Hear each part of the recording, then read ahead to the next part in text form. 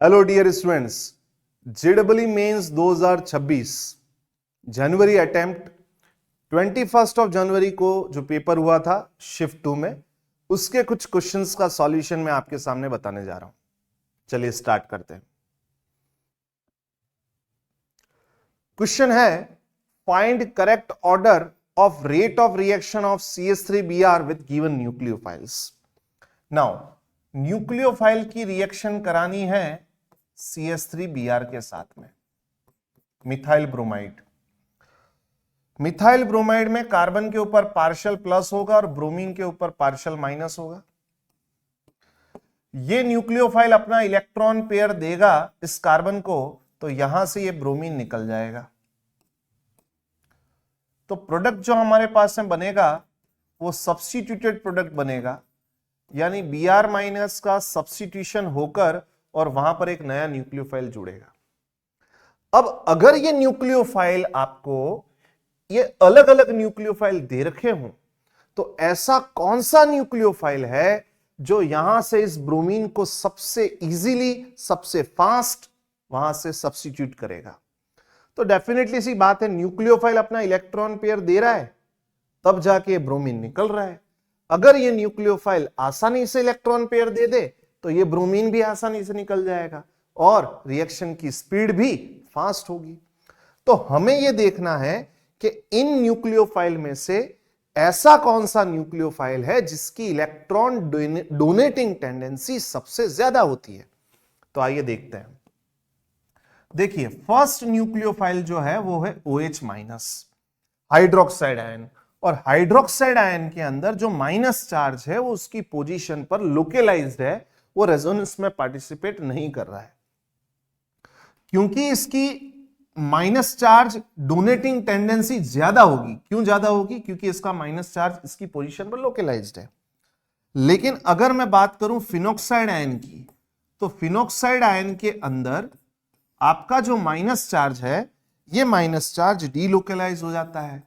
क्यों डीलोकेलाइज हो पाता है? क्योंकि इसमें रेजोनेटेंस स्ट्रक्चर बन जाएगा, इसमें रेजोनेंस हो जाएगा। So this minus charge is delocalised due to resonance, तो इसकी इलेक्ट्रॉन डोनेटिंग टेंडेंसी कम हो जाएगी। तो इन दोनों में अगर न्यूक्लियोफिलिसिटी की बात की जाए, यानी इलेक्ट्रॉन डोनेटिंग टेंडेंसी की बात की जाए, तो OH माइनस की ज्यादा होगी और फिनोक्साइड की कम होगी, क्योंकि इसका माइनस चार्ज इसी पर है और इसका माइनस चार्ज बेंजीन रिंग में ड्यू टू रेजोनेंस घूम रहा है। अब बात करते हैं हम, इसके बाद में आता है format ion. Now format ion में क्या हो रहा है? इसमें भी रेजोनेंस हो रहा है। कैसे? Minus charge sigma bond and pi bond, तो माइनस चार्ज यहां पर आएगा और ये डबल बॉन्ड वहां से मूव कर और ऑक्सीजन पर आ जाएगा। अब यहां पर भी रेजोनेंस हो रहा है, यहां पर भी रेजोनेंस हो रहा है। हालांकि इसमें जो रेजोनेंस होगा, इसमें यहां पर ऑक्सीजन पर माइनस है और ड्यू टू रेजोनेंस जब ये पाई बॉन्ड आगे बढ़ेगा तो फिर से माइनस चार्ज किस पर आएगा? ऑक्सीजन पर आएगा। तो रेजोनेंस के कारण से ऑक्सीजन के ऊपर ही माइनस चार्ज आ रहा है। फर्स्ट में भी ऑक्सीजन के ऊपर माइनस है और बाद में भी ऑक्सीजन के ऊपर माइनस है। जबकि यहां पर क्या होगा? पहले ऑक्सीजन के ऊपर माइनस है, लेकिन रेजोनेंस के बाद में जब ये माइनस चार्ज शिफ्ट होगा तो पाई बॉन्ड कार्बन पर आएगा और उसके कारण से नेगेटिव चार्ज कार्बन पर आ जाएगा। तो माइनस चार्ज एक बार ऑक्सीजन पर आ रहा है, एक बार कार्बन पर आ रहा है। इसको बेटा हम बोलेंगे non equivalent RS। This is your non equivalent resonating structure that different atom get same charge. It is your non equivalent RS। और अगर same atom get same charge, it is your equivalent RS। This is your equivalent RS, equivalent resonating structure. और हमेशा ध्यान रहना कि non equivalent RS जो होते हैं वो अनस्टेबल होते हैं, या ऐसा मैं कह सकता हूं कि they are less stable as compared to equivalent RS, यानी ये अपने आप में ज्यादा स्टेबल है। तो इसका माइनस चार्ज डोनेटिंग टेंडेंसी कम होगा क्योंकि अपने आप में स्टेबल है एज कंपेयर टू फिनोक्साइड। क्यों स्टेबल है? क्योंकि इसमें रेजोनेंस जो हो रहा है उसके कारण से इक्विवेलेंट RS बन रहा है। तो इलेक्ट्रॉन डोनेटिंग टेंडेंसी फिनॉक्साइड की ज्यादा होगी। तो भैया ये मामला हो जाएगा ये। अब इसके बाद में आ रहा है परक्लोरेट आयन। तो परक्लोरेट आयन का स्ट्रक्चर आप देखिए, ये कुछ इस प्रकार से होता है। तो अगेन माइनस चार्ज शिफ्ट होगा, अगेन पाई बॉन्ड यहां पर शिफ्ट होगा, तो अगेन ऑक्सीजन के ऊपर माइनस, फिर पाई बॉन्ड जब आगे मूव करेगा तो फिर से ऑक्सीजन पर माइनस। तो इसमें भी इक्विवेलेंट आरएस बनेगा, लेकिन फॉर्मेट आयन में सिर्फ 2 इक्विवेलेंट आरएस बनेंगे, जबकि परक्लोरेट आयन के अंदर टोटल 4 इक्विवेलेंट आरएस बनेंगे। यहां माइनस, फिर यहां माइनस, यहां माइनस, यहां माइनस। और इक्विवेलेंट आरएस जब भी बनता है वो स्टेबल होता है, और जब स्टेबल होगा तो उसकी इलेक्ट्रॉन डोनेटिंग टेंडेंसी यानी न्यूक्लियोफिलिसिटी, इलेक्ट्रॉन गिविंग कैपेसिटी उसकी कम हो जाएगी। तो सबसे आसानी से इस कार्बन को न्यूक्लियोफाइल, सबसे आसानी से इस कार्बन को जो अपने इलेक्ट्रॉन दे दे वो न्यूक्लियोफाइल कौन सा है? OH माइनस, फिर फिनॉक्साइड, फिर फॉर्मेट आयन और फिर परक्लोरेट। तो सबसे ज्यादा, सबसे इजीली सब्स्टिट्यूट कौन कर पाएगा इस ब्रोमीन को? तो OH माइनस। तो आपका जवाब कौन सा वाला हो जाएगा? फर्स्ट। ठीक है, चलिए आगे चलते हैं। There is 2 sp3, 1 sp2 and 1 sp hybridized carbon present in given molecule। अब मॉलिक्यूल क्या है ये देख लेते हैं। तो CH3 CH2 CH double bond C double bond O। देखिए ध्यान से, ये आपका sp3 कार्बन, ये भी sp3 carbon. Now this carbon is your sp2, this carbon is your sp। So 2 sp3 हो गए, 2 sp3 हो गए, एक sp2 हो गया और एक sp हो गया। तो क्या फर्स्ट स्टेटमेंट सही है? यस, फर्स्ट स्टेटमेंट बिल्कुल सही है। ठीक है भैया। फिर उसके बाद में बोल रहा है कि इस मॉलिक्यूल के अंदर दिस मॉलिक्यूल हैव 2 किराल सेंटर। चलिए चेक कर लेते हैं, इस मॉलिक्यूल को भी चेक कर लेते हैं। तो इस मॉलिक्यूल के अंदर आपके किराल सेंटर कितने हैं वो हमें आइडेंटिफाई करना है। किराल सेंटर किसको बोला जाता है? sp3 carbon having 4 different group, but carbon must be sp3। तो अब यहां पर ध्यान से देखें, क्या यहां पर कोई sp3 कार्बन ऐसा है जिससे 4 डिफरेंट ग्रुप जुड़े हुए हों? यस, ध्यान से देखिए, इसमें तो हो नहीं सकता क्योंकि all carbon are sp2। sp2 carbon कभी किराल नहीं हो सकता। अब बात आती है इसी के अंदर यानी इन 5 कार्बन में से कोई ना कोई कार्बन किराल होना चाहिए। इस कार्बन पर देखिए, तो इस कार्बन पर एक CH2 CH2 ये ग्रुप हो गया, एक और जो होगा वो हाइड्रोजन हो जाएगा, 2 अलग हो गए। C डबल बॉन्ड O ये अलग हो गया, और इधर CHOH। तो दिस कार्बन इज किराल। इसी तरीके से इस कार्बन को आप ध्यान से देखिए, तो इधर आपका C डबल बॉन्ड O आ गया, एक OH हो गया, 2 अलग हो गए, एक हाइड्रोजन होगा, 3 हो गया, और CH2 CH2 CH2 आ जाएगा। तो ये वाला कार्बन भी किराल हो जाएगा। यानी इस मॉलिक्यूल में 2 किराल सेंटर हैं, 2 किराल कार्बन है। क्या ये स्टेटमेंट सही है? यस, ये वाला स्टेटमेंट भी सही है। तो हमारे पास में जवाब आ जाएगा थर्ड, कि both statement are correct. Okay, चलिए बच्चों नेक्स्ट क्वेश्चन देखते हैं। 1 gram of unknown organic compound produce 1.49 gram of Mg2P2O7। यानी हमारे पास में प्रोडक्ट क्या बन रहा है? एक अननोन कंपाउंड है। देखिए ध्यान से देखिए इस क्वेश्चन को, बहुत अच्छा क्वेश्चन है। अननोन कोई कंपाउंड है और इस अननोन मॉलिक्यूल का वेट हमें दे रखा है 1 ग्राम। नाउ इसके अंदर कोई रिएजेंट अगर हम डालेंगे, रिएजेंट डालने पर सामने हमें जो प्रोडक्ट मिल रहा है वो मिल रहा है Mg2P2O7, और Mg2P2O7 का 1.49 ग्राम मिल रहा है। तो determine percentage of phosphorus in unknown organic compound. अब मुझे आप एक बात बताइए कि इस अननोन कंपाउंड में रिएजेंट डालने पर जितना भी फास्फोरस होगा वो सारा इसमें आ जाएगा। तो मैं काम करता हूं, Mg2P2O7 के अंदर फास्फोरस की कितनी क्वांटिटी है, कितनी मात्रा है, वो मैं निकाल लेता हूं, क्योंकि वही मात्रा तो कहां से आ रही है, उस अननोन कंपाउंड से। तो परसेंटेज ऑफ फास्फोरस हमको निकालना है, परसेंटेज ऑफ फास्फोरस हमको निकालना है इस अननोन कंपाउंड के अंदर। तो पहले तो मैं 1.49 ग्राम Mg2P2O7 में कितना फास्फोरस है वो निकाल लेता हूं, क्योंकि वही फास्फोरस तो आपका कहां से आया होगा, अननोन मॉलिक्यूल से। तो ध्यान से देखिए, अगर इसका मॉलिक्यूलर फॉर्मूला हम ध्यान से देखें और मॉलिक्यूलर मास कैलकुलेट करें तो मैग्नीशियम हो जाएगा 24 into 2 plus phosphorus 31 into 2 plus oxygen 16 into 7। तो मेरे ख्याल से ये हो जाएगा आपका 48, 62 and this is your overall 16 into 7, that is your nearly about 222 ग्राम ये हो जाएगा। अब 222 ग्राम मींस 1 मोल, और इसके अंदर फास्फोरस कितना है, तो फास्फोरस आपका 31 इंटू 2 यानी 62 ग्राम है। तो मैं ऐसा कह सकता हूं कि 222 ग्राम Mg2P2O7 के अंदर 62 ग्राम कौन है, फास्फोरस।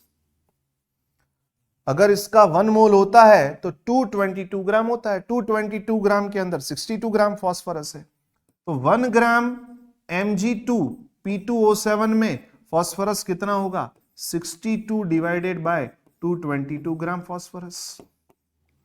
और हमें निकालना है Mg2P2O7 की क्वांटिटी, क्वेश्चन में कितनी दे रखी है, 1.49 ग्राम। तो 1.49 ग्राम के अंदर कितना फास्फोरस होगा वो हमें निकालना है। तो 1.49 gram of Mg2P2O7 contain how much phosphorus, 62 divided by 222 into ये हो जाएगा आपका 1.49 ग्राम ऑफ फास्फोरस। अब ये पूरा फास्फोरस कहां से आया होगा, तो ये फास्फोरस एक्चुअली इस पूरे अननोन कंपाउंड में से यहां पर आया है, और इसमें 1.49 ग्राम में कितना फास्फोरस है ये मैं निकाल चुका हूं। अब फास्फोरस के परसेंटेज निकालने हैं, तो इस मॉलिक्यूल का टोटल वेट कितना है, 1 ग्राम, और इसके अंदर फास्फोरस कितना है, इतना, that is your 62 into 1.49 divided by that is your 222 into 100, क्योंकि परसेंटेज निकालना है। अब इसे कैलकुलेट करना रहेगा, तो कैलकुलेटर की मदद से अभी तो मैं सॉल्व कर रहा हूं भाई, देखो कितना आएगा। तो ये हो जाएगा 62 into 1.49 into 100 divided by 222, that is your 41.61, ये परसेंटेज हो जाएगा। तो 41.61 कौन सा जवाब आ जाएगा, ये वाला। तो होप कि आपको ये क्वेश्चन समझ में आया होगा। चलिए नेक्स्ट क्वेश्चन की तरफ बढ़ते हैं। चलिए भैया, इलेक्ट्रोकेमिस्ट्री का क्वेश्चन है। इलेक्ट्रोकेमिस्ट्री का बहुत ही इंपॉर्टेंट ये क्वेश्चन है। कैलकुलेट E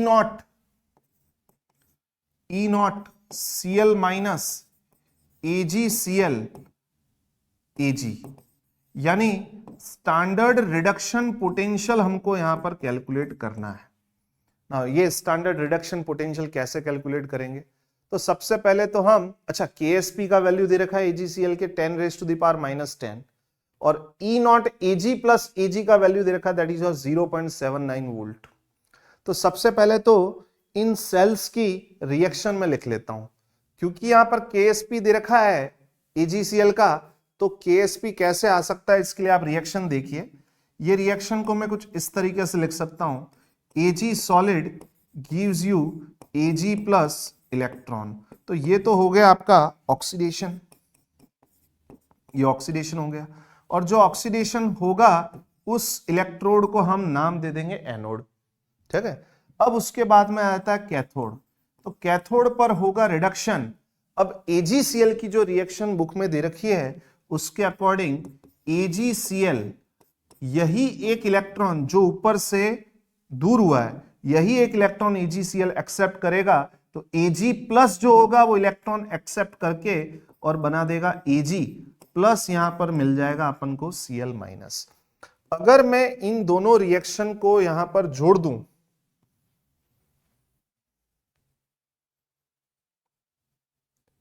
इन दोनों रिएक्शन को अगर मैं यहां पर जोड़ दूं, एनोड और कैथोड की रिएक्शन को, तो इलेक्ट्रॉन इलेक्ट्रॉन कैंसिल हो जाएगा, Ag कैंसिल हो जाएगा, तो AgCl solid will give you Ag plus and that is your Cl minus, यही हो जाएगा।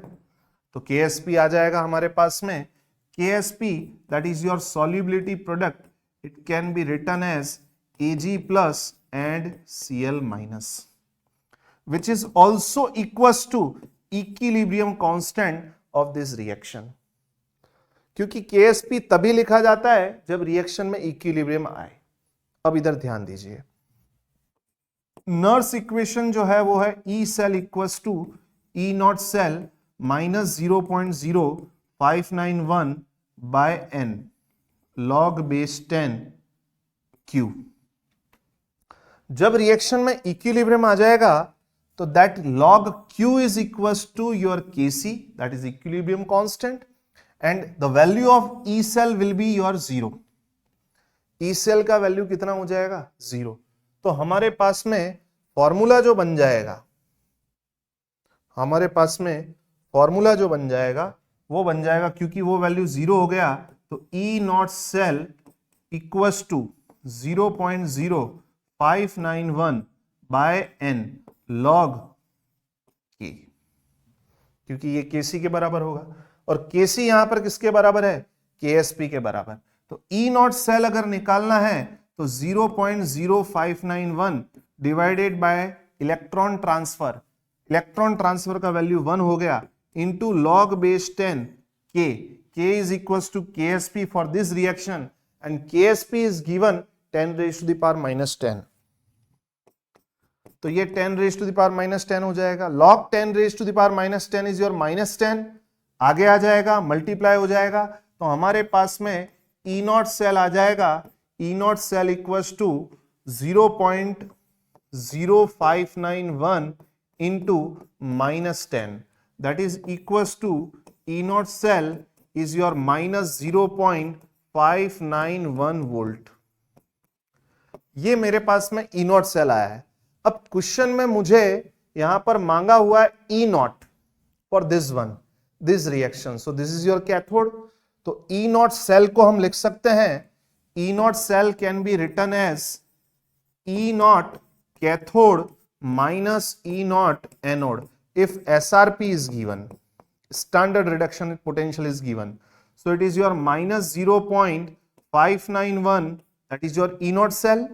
E naught cathode, ये रहा कैथोड, कैथोड के लिए मुझे E naught निकालना है, minus E naught anode, anode पर आपका वैल्यू क्या है? that is your Ag plus Ag, that is your 0.79, 0.79।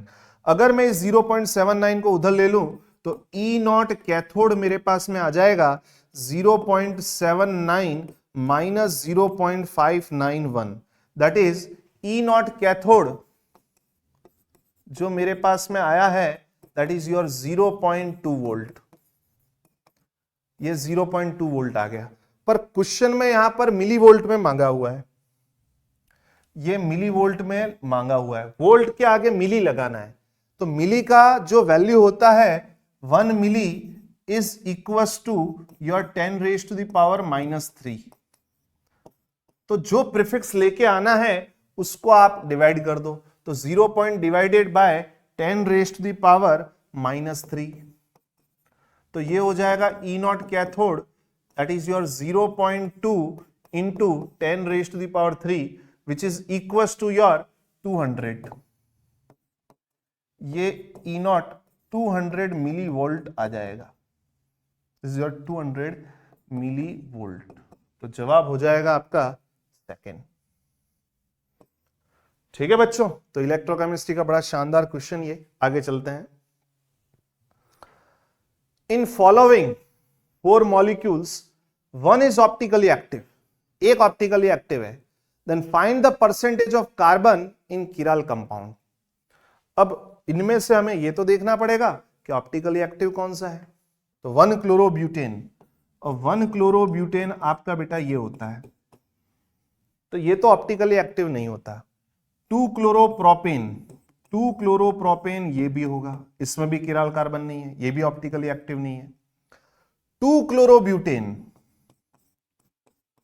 2 chlorobutane, 2 chlorobutane बेटा ये होगा, और इसमें ये वाला कार्बन जो है वो किराल आ जाएगा, क्योंकि एक हाइड्रोजन आ जाएगा यहां पर, तो ये वाला कार्बन किराल हो जाएगा। फिर उसके बाद में बोल रहा है 1 chloro 2,2 dimethyl propane, 1 chloro 2,2 dimethyl propane. Now इसमें भी कोई कार्बन किराल नहीं है, तो यहां पर ऑप्टिकली एक्टिव जो होगा वो सिर्फ एक होगा। कौन? ऑप्टिकली एक्टिव जो होगा वो सिर्फ एक होगा, 2 क्लोरोब्यूटेन। ठीक है, 2 क्लोरोब्यूटेन। तो 2 क्लोरोब्यूटेन के अंदर आपको क्या निकालना है? Percentage of carbon in chiral compound, ये लिखा हुआ है ना, percentage of carbon in chiral compound. तो हमारे पास में किराल हो गया CH3CH, Cl, CH2, CH3, तो कार्बन हो गए 12 इंटू कितने कार्बन है? 4 प्लस 35.5 प्लस हाइड्रोजन 3, 4, 5, 6, 7, 8, 9 हाइड्रोजन हो गए, तो ये हो जाएगा आपका 48 प्लस 35.5 प्लस 9। तो परसेंटेज ऑफ कार्बन अगर निकालना है तो टोटल हो जाएगा 48 प्लस, ये हो जाएगा 48 divided by 48 plus total mass 35.5 plus 9 into 100, है ना। ये आपको करना पड़ेगा भाई, तो देखिए कर लेते हैं इसको। 48 plus 35.5 plus 9, that is your 48 divided by 92.5 into 100, so it is your 48 divided by 92.5 is your 0.5189, 0.5189 into 100, so it is your 51.89%। ये आपका क्या हो जाएगा? Carbon, that is your carbon. ठीक है, तो होप कि आपको ये सारे क्वेश्चन समझ में आए होंगे और नेक्स्ट अटेम्प्ट के लिए भी आप इस तरह के क्वेश्चन तैयार करेंगे।